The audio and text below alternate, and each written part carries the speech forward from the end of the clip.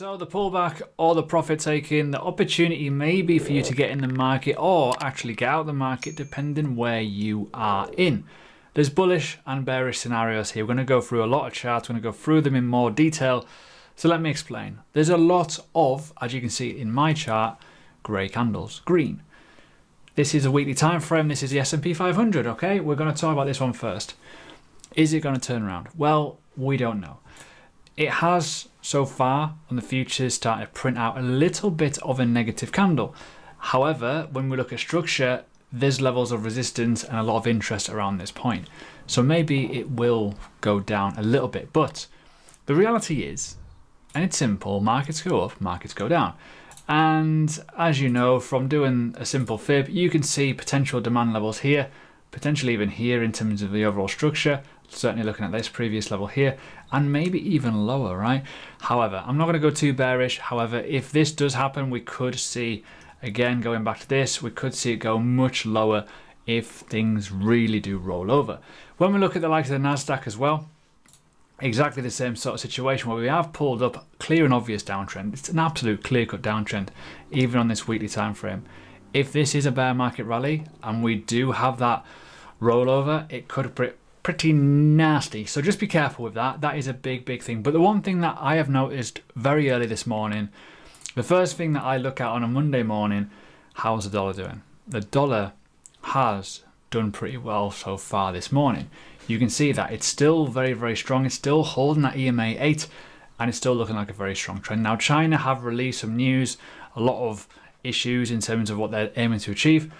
And that is probably going to, guess what, strengthen the dollar even more for that obvious reason, because they are looking to invest more in the economy and basically belt feed some money into the economy. So that could be a problem. Just keep a note on that. Anyways, the next thing I want to look at is obviously crypto. What's happened with crypto over the last few hours?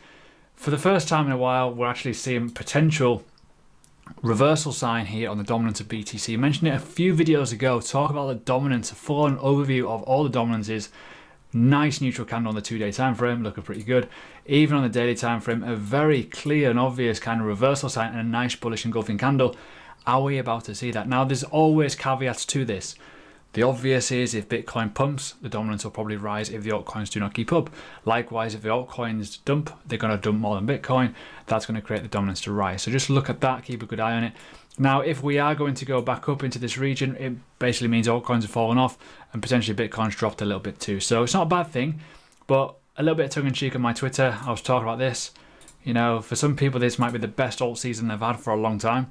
So you just got to look at that as a factor. Another thing that I was tweeting about, and I know a lot of people get a bit salty over this, but a lot of people talk about, oh, the suckers rally, the really hard reality of missing a move. For me, watching something go up doesn't really bother me at all. Like, you can get in, which I'm going to explain in this video, so make sure you see what I'm going to explain in a second. The problem you got is people will get FOMO, and you do not want to buy the top of a move. You do not want to buy basically what we're getting now, where potential pullback. You know, if we do get a 20% pullback, it's going to sting. And if you take a loss on that, ooh, it's going to sting really bad, especially when you watch it go up further. That is the worst situation, especially in an upgoing market. So do not get shaken out. Anyways, I want to look at a few things, right? Now, again, when we talk about dominance, right, one thing to look at as well is the Ethereum dominance alongside it. The Ethereum dominance is starting to go down. You can see that very clearly. It's down 0.77% today. Looking at the weekly time frame, it has been pretty strong over the last coming weeks. Very obvious. If this does pull back and the BTC dominance does go up, obviously means one thing. The narrative has somewhat changed. What does that mean? Well, basically means that Bitcoin could be doing some different things. Therefore, we could see Ethereum do some different things too. So Bitcoin has not been as strong as I would like, right? When we're looking at this overall structure, we're looking at the obvious. Look at those wicks. Look at where it's kind of been. We have had a trending market for a bit on the daily time frame, right? We've been creating these nice new highs, these high lows, yay. But entry from this certain situation here in terms of the EMA 21, however, that's happened. I would have expected to be over 25k by now. You know, you all sent a video a few days ago where I was talking about potentially going up to here, and even a few weeks from there when we've been plotting this move all the way up. Problem is, it hasn't happened and it's been a bit weak. The only reasoning for it is the Ethereum merge. Everyone's on board with the Ethereum train right now.